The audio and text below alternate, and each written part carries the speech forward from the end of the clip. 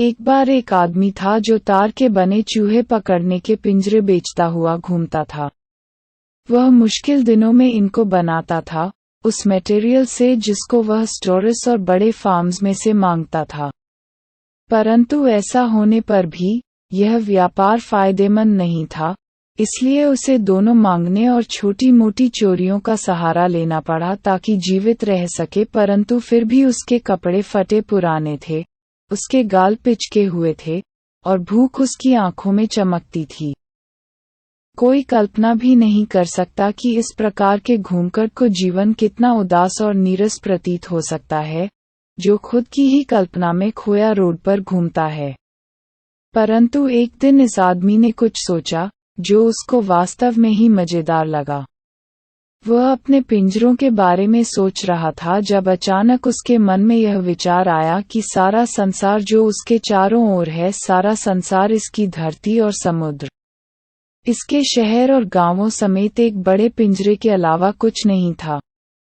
यह लोगों को प्रलोभित करने के उद्देश्य के सिवाय किसी और उद्देश्य से कभी नहीं बना था।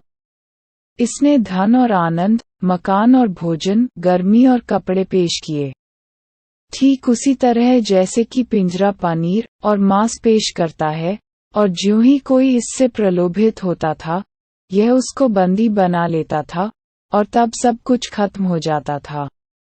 संसार अवश्य ही उसके लिए कभी भी दयालु नहीं रहा था, इसलिए संसार के बारे में इस तरह सोचना उसको एक अनूठा आनंद देता था। यह उसका प्रिय पासटाइम बन गया था।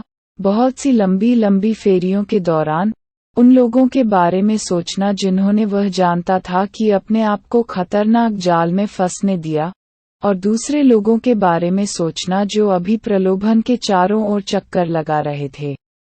एक अंधेरी शाम को जब वह रोड पर घूम रहा था, उसने रोड के किनारे एक उदास झोपड़ी देखी और एक रात की पनाह के लिए दरवाजा खटखटाया। उसको मना भी नहीं किया गया। कड़वे चेहरों की बजाय जो उसको आमतौर पर मिलते थे, झोपड़ी की बजाय जा उसको आमतौर पर मिलते थे, झोपड़ी का मालिक जो बिना पत्नी और बच्चों वाला एक बूढ़ा आदमी था, इस एकांत में किसी को बातें करने के लिए पाकर खुश था। तुरंत ही उसने सब्जी बनाने का पतीला आग पर रख दिया और उसकी खाने के लिए रात का भोजन दिया। फिर उसने अपने तंबाकू के रोल से इतना बड़ा टुकड़ा काटा जो उसके और अजनबी की पाइप चिलम के लिए काफी था। अंत में उसने एक पुरानी ताशों की गड्डी निकाली और सोने के समय तक अपने मेहमान के साथ मजोलिस ताशों का एक खेल खेला। बूढ़ा आदमी विश्वास करने में भी उतना ही उदार था जितना कि वह उसकी चाट और तंबाकू के बारे में था। मेहमान की तुरंत बता दिया गया था कि उसके अच्छे दिनों में उसका मेजबान एक छो भूमिका मालिक था रामसजो आयनवृक्ष में, और वह वहां काम कर चुका था। अब जबकि वह अब और मेहनत नहीं कर सकता था, उसकी गाय अब उसका सहारा थी। हाँ, वह मालिक असाधारण था। वह हर रोज मलाई आदि के लिए दूध देती थी, और पिछले महीने उसने 30 करोड़ स्वीडन का रुपया कमाए थे। अजनबी को विश्वास होता प्रतीत नहीं हुआ, क्योंकि वह झोपड़ी का मालिक खड़ा हुआ और खिड़की के पास गया।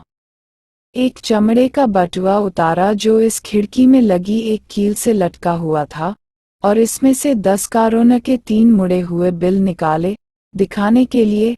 ये तीनों उसने मेहमान की आंखों के सामने रखे, जानबूझकर सिर हिलाते हुए, और वापस उनको बटुए में रख दिया। अगले दिन दोनों आदमी उठे तो मौसम अच्छा था। क्रोफ्टर उसकी गाय का दूध निकालने की जल्दी में था, और दूसरे आदमी ने शायद सोचा कि जब घर का मुखिया उठ गया है तो उसे बिस्तर में नहीं रहना चाहिए। दोनों ही ने झापड़ी को एक साथ छोड़ा। क्रोफ्टर ने ताला बंद किया और चाबी अपनी जेब में डाली। पिंजरों वाले आदमी ने उसको अलविदा कहा और धन्यवाद दिया, और इसके उपरांत दोनों अपने अपने रास्ते चल दिए। परंतु आधे घंटे बाद पिंजरे चूहेदानी बेचने वाला आदमी दरवाजे के सामने खड़ा था। उसने अंदर जाने की कोशिश नहीं की, वह केवल खिड़की तक गया, एक शीशे को तोड़ा, अपने एक हाथ को अंदर डाला और 30 करोड़ वाले पाउच को अपने हाथ में पकड़ा। उसने पैसे निकाले और इसे अपनी जेब में रख लिया। फिर उसने चमड़े की थैली को वापस बड़े ध्यान से इसकी जगह पर रख दिया और चला गया। जब वह अपनी जेब में पैसे के साथ जा रहा था तो वह अपनी चतुराई से बड़ा खुश था। उसे अवश्य ही यह एहसास हुआ कि उसे शुरू में पब्लिक हाईवे पर चलने का साहस नहीं हुआ था, परंतु रोड से मुड़ना पड़ा था। जंगल में शुरू के घंटों में इससे उसको कोई समस्या नहीं हुई, लेकिन बाद के दिन के दौरान मुश्किल हो गई, क्योंकि यह एक बड़ा और विचलित कर देने वाला जंगल था जिसमें वह फंस गया था। उसने एक निश्चित दिशा में चलने की कोशिश की, परंतु रास्ता आगे पीछे अजीब तरह से मुड़ता था। वह चलता रहा पर जंगल के छोर तक नहीं आ पाया, और अंत में उसे एहसास हुआ कि वह जंगल के केवल एक भाग में ही घूम रहा था। अचानक उसको संसार और पिंजरे के बारे में उसके विचार याद आए। अब उसकी खुद की बारी आ गई थी। उसने खुद को एक प्रलोभन के द्वारा मूर्ख बनने दिया था और फंस चुका था। तनों और टहनियों, झाड़ियों और गिरे हुए लकड़ी के लट्ठों वाले जंगल ने उसको एक न निकलने देने वाली जेल की तरह घेर लिया था, जिसमें से वह कभी नहीं निकल सकता था। दिसंबर के दिन को देर हो गई थी। जंगल के ऊपर पहले ही अंधेरा छा गया था। इसने खतरे को बढ़ा दिया और उसकी उदासी और निराशा को भी बढ़ा दिया। अंत में उसको कोई रास्ता नजर नहीं आया और वह जमीन पर बैठ गया, थकावट से मरता हुआ, यह सोचता हुआ कि उसका अंतिम समय आ गया था। परंतु ज्यों ही उसने जमीन पर हाथ रखा, उसे एक आवाज सुनाई दी, एक तेज लगातार थप-थप की आवाज। कोई शक नहीं था कि यह क्या था। उसने अपने आप को खड़ा किया। उसने सोचा कि यह किसी लोहे की मिल में हथौड़ों की आवाज थी। आसपास जरूर आदमी होने चाहिए।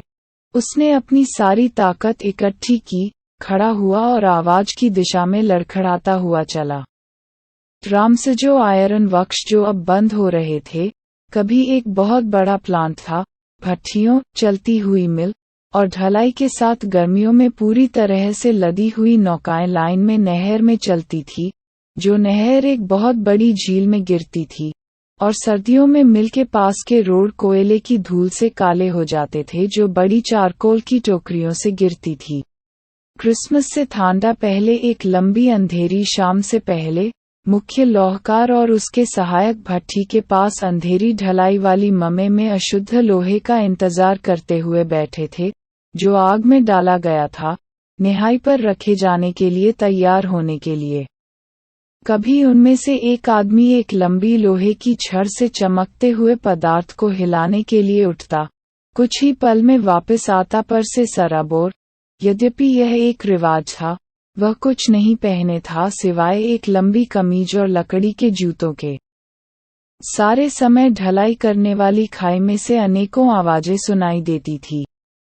बड़ी चौकनियां दहाड़ती थी और जलता हुआ कोयला तड़कता था। आग वाला लड़का बेलचे से खनखनाहट के साथ चारकोल भट्ठी के पेट में डालता था। बाहर पानी का झरना दहाड़ता था और तीखी उतरी हवा वर्षा को ईंटों वाली छत से टकराती थी। इसी शोर के कारण ही लौहकार ने तब तक ध्यान नहीं दिया कि एक आदमी ने दरवाजा खोला और फौज में दाखिल हो गया था, जब तक कि यह आदमी भट्ठी के पास आकर खड़ा नहीं हो गया। अवश्य ही, रात बिताने के लिए पनाह के बिना रहने वाले घुमक्कड़ों का रोशनी की चमक के पास फौज की तरफ आकर्षित होना, जो रोशनी काली खिड़कियों में से आती थी, और उनका अपने आप को गर्म करने के लिए आग के सामने आना कोई असामान्य बात नहीं थी। लौहकारों ने बाहर से आने वाले आदमी की तरफ सहजता और उदासीनता से देखा।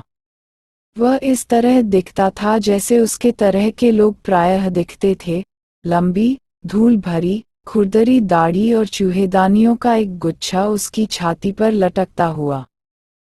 उसने वहां रुकने की आज्ञा मांगी, और मुख्य लौहकार ने घमंड से भरी हुई सहमति दे दी, सिर हिलाकर, उसको एक शब्द भी सम्मान का कहे बिना।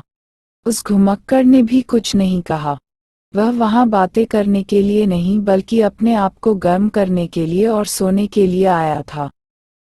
उन दिनों रामसेओ लौह मिल का मालिक एक प्रसिद्ध आयरन मास्टर था जिसका महानतम उद्देश्य अच्छा लोहा जहाजों में भरकर बाजार में भेजना था।